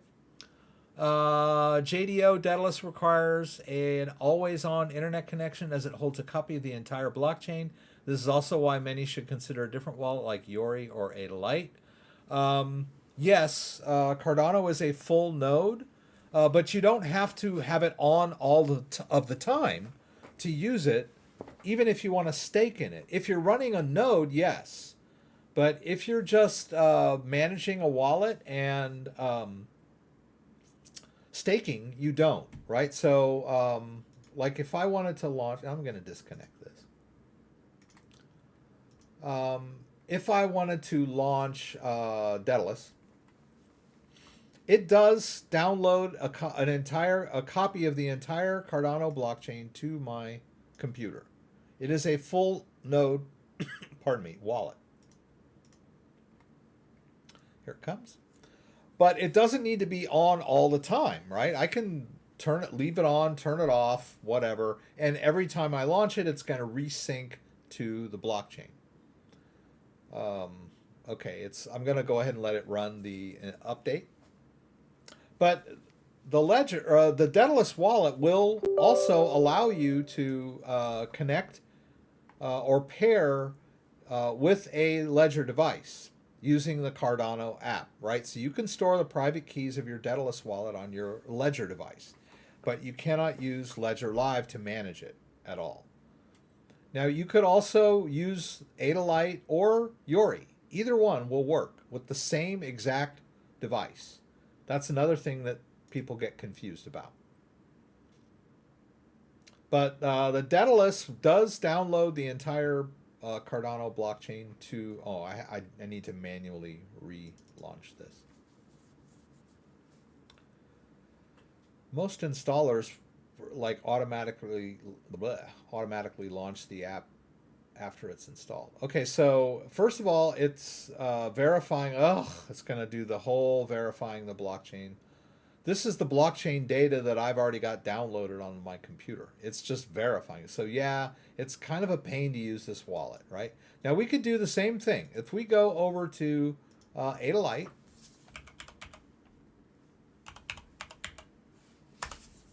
we can access the exact same device, right? Now you can also create standalone Cardano wallets in Daedalus, but I like to, whenever I can, I like to use my Ledger device, right? I was having a little meeting with some friends of mine the other day, and Dan says he tends to only buy crypto that he knows he can store on his Ledger. All right, let's continue to Adalite. Let's choose hardware. Let's choose Ledger. It will connect to our X. And there, it wants me to export the public key. So I'll hit both buttons. And it has its own servers for syncing to the Cardano blockchain, right? I don't need to download the entire Cardano blockchain to manage this ADA, which is cool, right? And I can send and receive. But at some point, when this finally syncs up, we can see that I also have this ledger paired to the Daedalus wallet, and I can manage the exact same balance. A lot of people, they'll say, "Oh, now that you can pair your ledger to Daedalus, does that mean I need to move it from Adalite?" And no, you don't need to move anything. It's going to access the exact same wallet, just from a different angle, right? A different interface.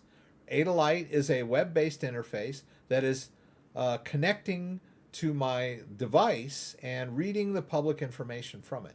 But in order to actually send anything out, I need to sign it with the device, right? That's the security of the device. Yori does the same thing. I don't have Yori installed right now, I don't think. Do I? No.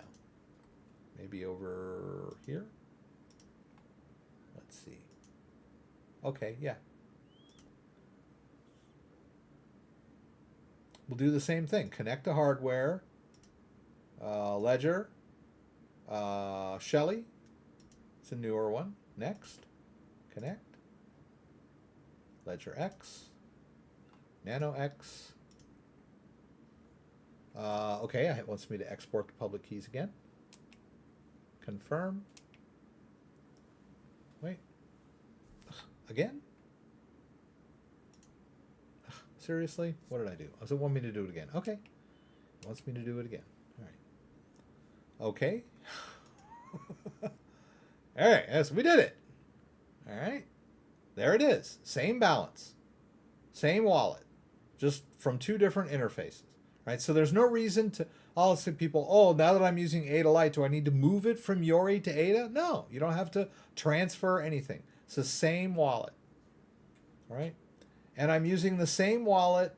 I'm using the same device for I'm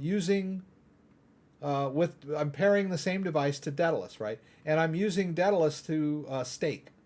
You'll notice I've got some staking rewards over here. So it can even like harvest those rewards, but I'm not going to do it right now. But that's not bad. 144. Right, so that is the beauty of the Ledger device. You can store your private keys on there and use multiple third-party wallets to, read the wallet from the device. The main thing of the wallet really is the private key, which is stored separately on this device. All right. JDO, thanks for that, bringing up Ada. I haven't really talked about it that much lately. All right. Barney, I'm wondering if you had a question or not. Let me go back over here. Whenever I read the chat window, I like to switch cameras here. Can this be done? Oops. Sorry. Can this be done in many ways? As we know, teachers are generally helpful, considerate, encouraging, forthcoming for the structure. Oh, that's spam. Dave Cracks. I've heard of Dave Cracks. There's another one called Dover Cracks or something. Man, they spam the hell out of my channel. Like every time I see a spam comment, it's for Dover Cracks. Oh, and while we're on the subject, ladies and gentlemen, if you're new to crypto, don't ever hire any of these crackers, hackers, whatever they claim to be to recover crypto for you. They're scams. They are scams. Ugh, please. If you lose your crypto, just count it as a lesson learned. Because what's going to happen is these people will entice you into believing that they're going to recover that crypto for you. Cryptocurrency transactions are irreversible. Even if you know who took it, there's nothing you can do. You can call the cops. I mean, I don't know. People are always like, oh yeah, I'm going to track down whoever's took my crypto and have the cops go arrest them. Well, if they're in Estonia or, China or Taiwan, it's like, who are you going to have arrest them? Anyway, these people are all scammers. These people that claim they're going to recover your crypto for you are fooling you, and they're taking advantage of your misery. So please never use any of these people that claim to be hackers that are going to recover crypto for you. It's a scam. And it's heartbreaking to see me, people, because I get a lot of people asking me to help them recover their crypto. And I'm like, I can't. It's like, you can't.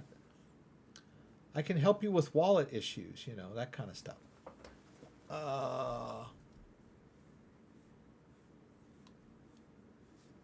Thinking about investing in, would like to hear your thought. Okay, I don't evaluate coins. I'm so sorry, Leroy. I don't do coins. Linux glutton for punishment, so I like Daedalus. That's cool. I like that.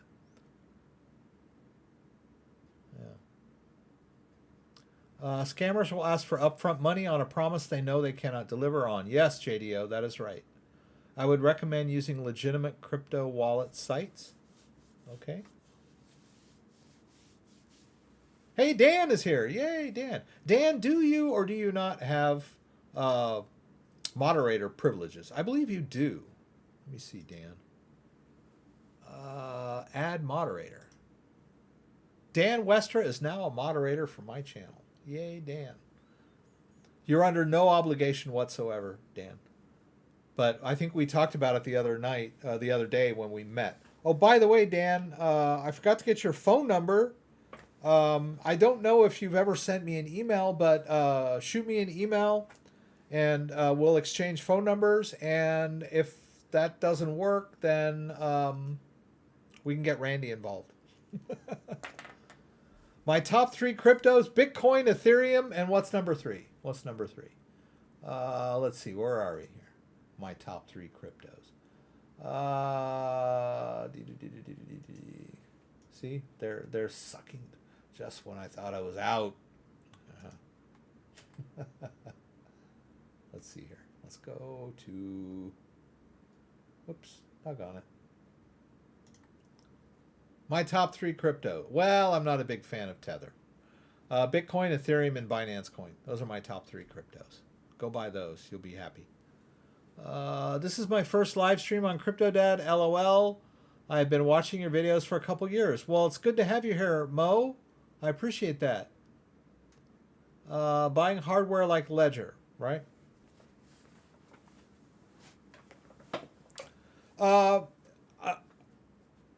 If I can give you any advice that's going to save you heartache, it is if you are going to move crypto from one place to another, be it from your wallet to an exchange or from an exchange to your wallet, whatever the case may be, or from your wallet to a scammer or from your exchange to the scammer, anytime someone asks you or you decide to move crypto from one place to another, always, always, always, always, always move a small amount first to test the transaction. If you move a small amount first and it gets lost, then you've only moved a small amount. I've had so many heartbreaking stories of people that bought like 10 grand of some coin on an exchange, and then they tried to move it from the exchange to their wallet and screwed it up and lost it, right? Or vice versa. They had it in their wallet and they moved it somewhere thinking they were gonna like double it or triple it or quadruple it because somebody promised them if they moved it there, one of those scammers, and they lost it, right? But you would have saved yourself all of that heartache by simply only testing out the small transaction first, right? Those scam YouTube videos that say, send me 1 Bitcoin, I'll send you 2 Bitcoin, send me 0.5 Bitcoin, I'll send you 1 Bitcoin, all of that, the whole thing. Start with that really, really small one. Okay, don't do that at all, period. But anytime you're going to move crypto, just do a test transaction first. That will save you so much heartache. Please go back to 719 to see my question. Thank you. Glad to see you back. Jim Lee. Okay, Jim. That was polite. I don't know that I can go back. I guess I could. Okay. Hi, Rex. I set up Daedalus and deposited ADA. Since then, I haven't been able to access it because it won't sync. I was going to try and restore it. Would that work? What's not syncing? The wallet's not syncing? And how did you deposit it if it wasn't synced? I'm wondering. But in answer to your question, if you were to take your, if it is a standalone Daedalus wallet and you have a 24-word recovery phrase, then yes, I would say maybe try a different machine, try a different house with a different internet connection. All of those are ways that you would maybe get a better sync to the blockchain. I'm not sure what you mean by it's not syncing. Are you talking about this thing here where it's syncing up to the blockchain and it's taking a while? There's also, this little green button here will restart the Daedalus node or whatever it is. We'll do it after. I'll go ahead and wait for this to sync up, and then we'll see. It may or may not be done by the time. Unfortunately, I haven't been in the wallet for a while, and we just updated it, so now it's resyncing to that information that blockchain information that's stored on my computer, right? So if you go to, what's taking that so long? Wow. Okay. Okay, there it is. All right, so if you go to your C drive, you go to users, and then you go to yourself, right? And this computer only has one account on it. And then you go into app data. If you don't see app data, you need to go to view, options, view tab, and show hidden files folder and drives. All right. Inside the app data folder is another folder called roaming. And inside that folder are a bunch of folders associated with different wallets. This is pretty much where all of the wallets hold their blockchain data and or their wallet data, right? So here we go. We got the Daedalus mainnet folder. That's the folder where all of that blockchain information gets downloaded to. So you might, if it's not syncing, you could try deleting the Daedalus mainnet folder and then relaunching the wallet and letting it resync to the blockchain. But I believe when you do that, you end up with just an empty copy of Daedalus, right? You would have to restore the wallet anyway, right? So when all else fails, you can use that recovery phrase to restore the wallet. I can't do it now because this nonsense is going on, but you can create a new wallet or restore an old wallet. I hope that answers your question, Jim. A lot of times when things don't sync, you tend to blame the wallet itself. I can assure you that Daedalus works, so it might be an environmental issue. You could have like a sketchy hard drive that hasn't been, hard drives degrade in performance over time. Then in the old days, we did this thing called defragging. Modern hard drives are a little better, but so you don't need to run defragging on them. I generally will wipe the disk clean and reinstall Windows on a periodic basis, once a year at least, maybe a couple times a year, depending on the situation. But anybody, if you've got a computer that's been running Windows for like 8 years, you're going to have all kinds of issues with Windows, right? So you could take it down to Best Buy, to the Geek Squad, and have them clean it up, do whatever they do. I think they have some utilities that they use to fine-tune your hard drive. But in my book, I'm an old school guy. I just back everything up, wipe that disk clean, reinstall a fresh copy of Windows, reinstall all of your apps, and then pull your data back on there from your backups. Boom, you're back in business. And everything runs like a charm, right? You might have a bad internet connection. Restart your modem. Reboot your computer. A lot of people, they'll sit there banging their heads over and over with Daedalus wallet. I can't sync, I can't sync. And they could have just maybe rebooted their computer and solved the issue, right? So think in terms of troubleshooting, right? Don't always blame the wallet, right? Sometimes it's your computer. And I can guarantee you, if you've been running Windows on the same machine for over a couple years, you need to like tune it up somehow, right? You're going to have all kinds of issues. It like people complain, oh, Ledger doesn't work. I'm like, well, Ledger Live works. I can assure you it does work. Maybe not on your machine, but it does work. So if it doesn't work on your machine, try it on a different machine. Ask your neighbor, hey, can I install Ledger Live on your computer and see if my Ledger connects and syncs up? Right? Or your mom or your dad or your sister or your brother, someone you could trust, right? Even if you can't trust them, when you're done, you can disconnect and wipe it clean, right? The main stuff is here, right? So always try a different machine if possible when you're having those kind of issues.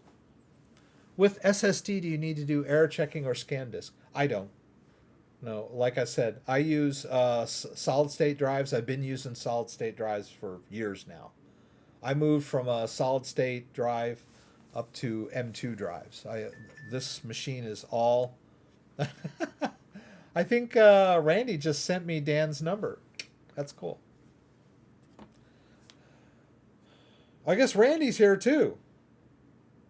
Okay, I'm going to create new contact. I'll hit done. All right. Whoops. Okay. Yeah.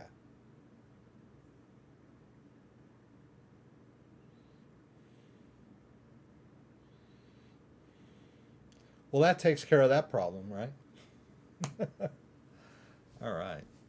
So, but with SSDs, there are some utilities that I will use to wipe them clean if I'm doing a reinstall.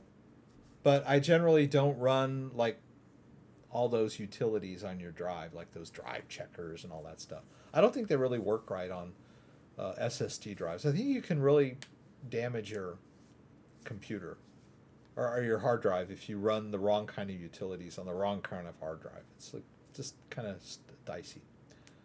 I had a story when I used to work at a computer store, and we sold Apple computers. This was pre-Apple Store days, and I had a customer. He was just a really, intense person, and Apple had recently updated their hard drive format protocol or whatever the hell they did. They had a certain way that when you formatted the drive, it stored the data on the disk, and then now we've got this new thing. It's called something something plus. I don't remember the whole.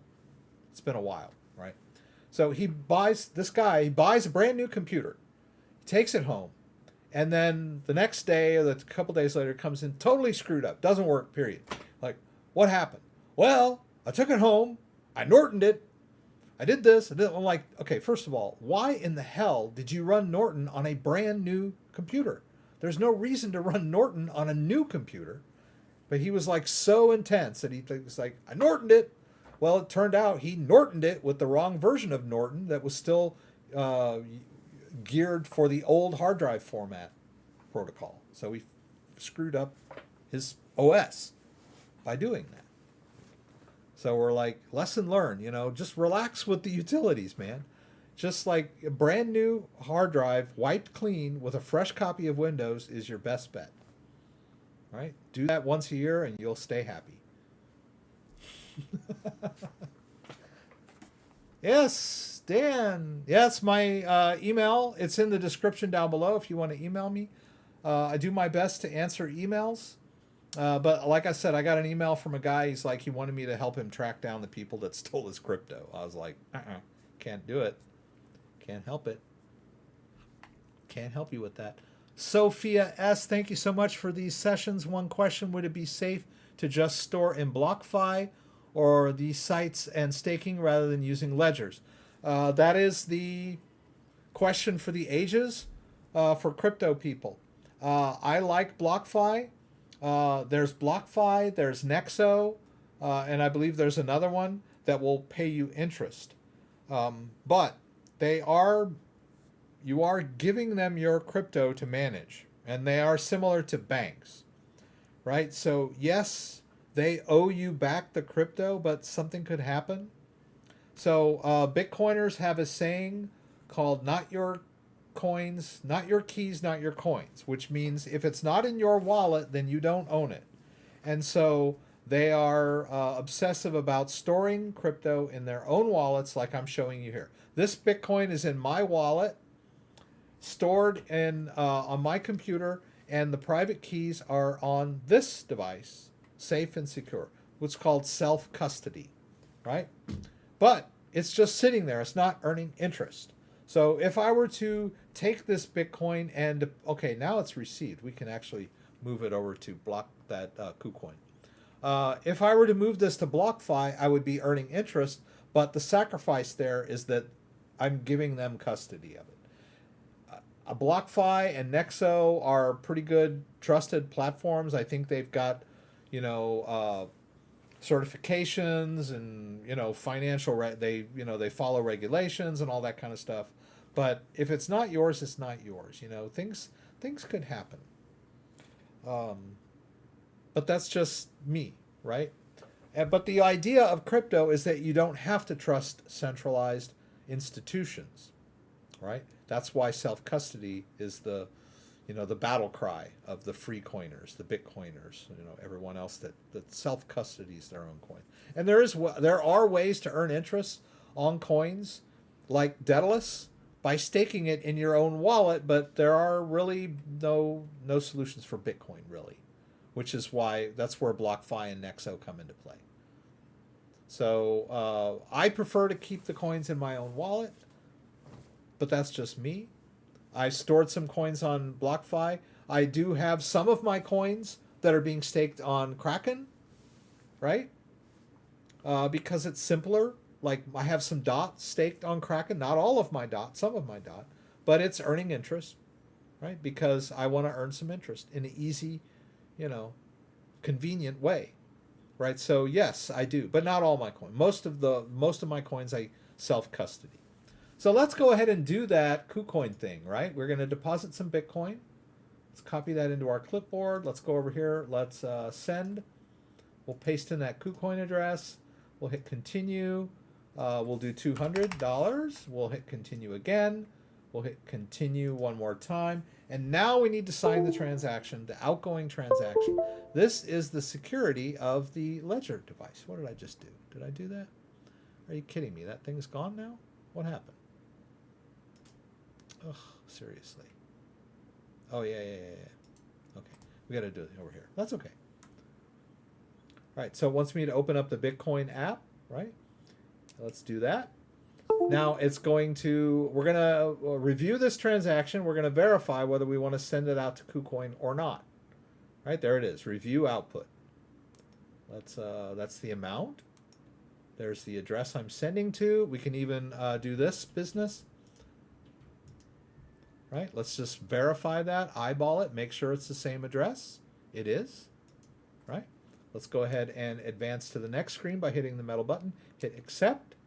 And then I also need to confirm the blockchain fees on the Bitcoin blockchain. Pretty small, right? Minuscule. All right, there we go.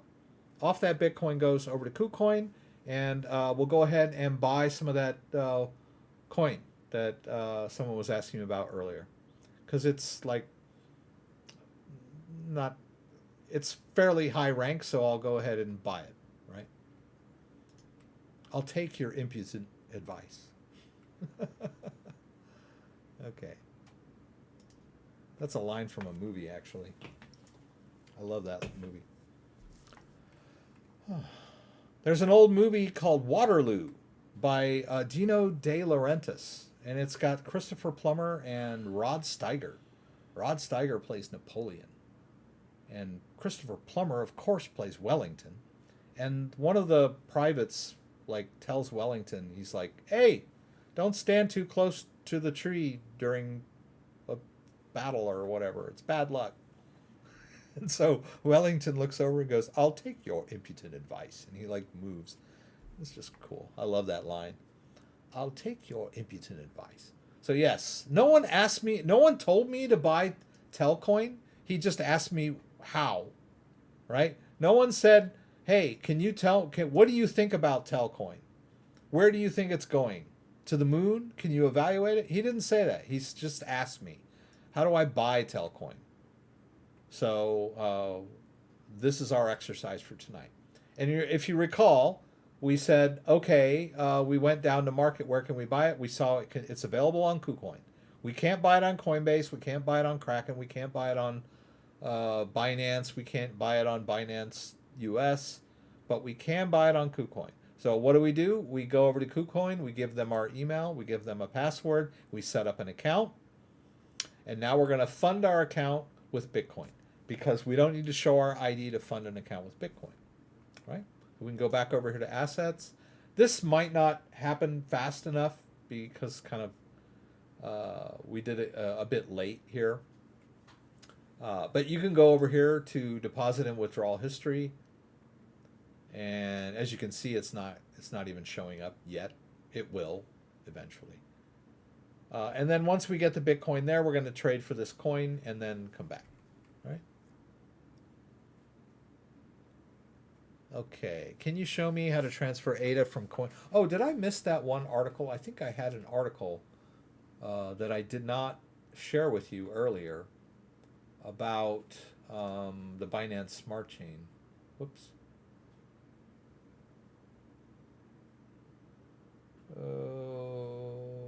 No. I guess I didn't. Let me check here. Ah, yeah, here it's growing pains. That's it. Oh, that was it, right? I think I saw it there. Growing pains. Where's growing pains? No? Okay. Yeah, someone mentioned the Binance Smart Chain. It has, it's been kind of disappointing. When the Binance Smart Chain sort of first hit the scene, late 2020, I kind of jumped in and got some, set up and did some videos on how you configure the wallet for the Binance Smart Chain and trade and stake and all that good stuff. And it was booming, right? Everyone was jumping in. But lately, they've been suffering some setbacks with mostly exploits. And I guess what the main exploit that's been happening lately is flash loan attacks, and somehow they take out flash loans that, and then by using flash loans they do swaps really fast, and then somehow it affects the price. Like the worst one was Bunny Swap. Somehow, and Bunny Swap was really good about like explaining exactly what happened and trying to do their best to compensate and to fix the issue and whatever. But yeah, let me see here. Pancake Bunny saw 200 million worth of various tokens stolen through another flash loan exploit in the same month. So those of us who are holding coins on in Pancake Swap, Bakery Swap, Bunny Swap, that sector is kind of losing. It always boils down to confidence. Like when people lose confidence, they sell, right? So, if you have Cake or Bunny or Bake or any of the Binance Smart Chain tokens, then, they're probably in the red right now. So we could call it growing pains. Hopefully, they'll get through this. I believe they will, right? It is I even suspect it might be some big players that are doing these exploits.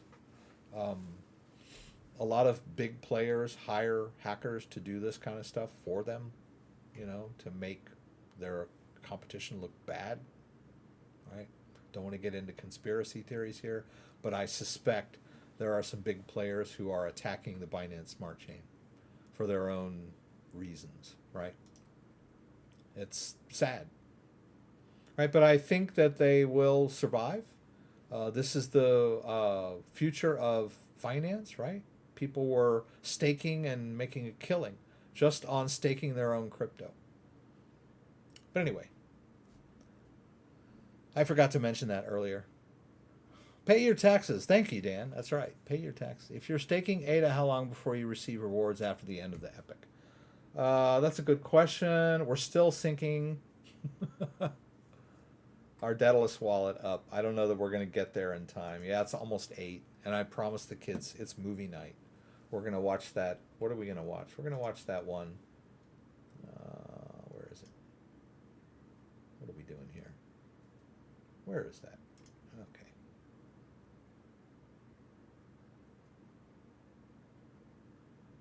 This one. We're going to watch Rava and the Last Dragon tonight, guys. So I got a date. Group watch. Hey, we can all watch it together. That sounds good. Disney Plus. If you got a family, man, Disney Plus is good. So is Hulu, by the way. Charles Carson, if you buy and trade within a crypto IRA, it will be tax deferred, but never really tax free. Yeah. Yeah, but if you want to swap crypto, I believe those are really good thing to get into. Those Roth IRA, where you create an LLC and then you can trade from within that and avoid those trading fees. Those what do we call those?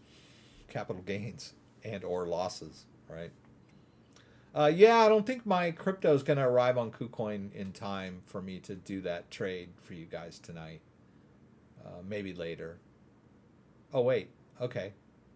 Oh, okay. This is still in progress, right? But it showed up, right? So basically, what we're going to do when we get the crypto in the KuCoin account is we'll trade for that Talcon, whatever it is, Telcoin,